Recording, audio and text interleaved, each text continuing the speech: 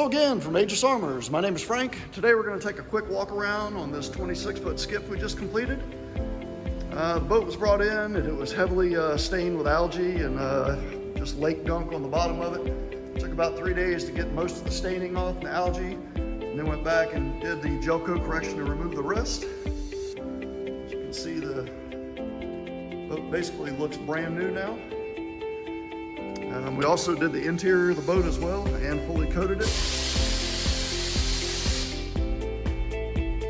All the upholstery, all the framing, the deck, all the rear areas. Be able to clean up the canvas top somewhat.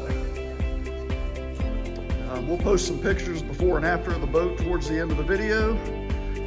Basically, you know, something like this job actually took us about a week and a half to do with 1 to 2 people working on it pretty much every day.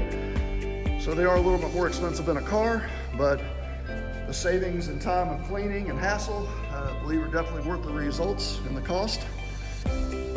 So if it's something you're interested in doing to your boat, give us a call, 336-570-9790, and we can take a look at what you've got and give you a price on it.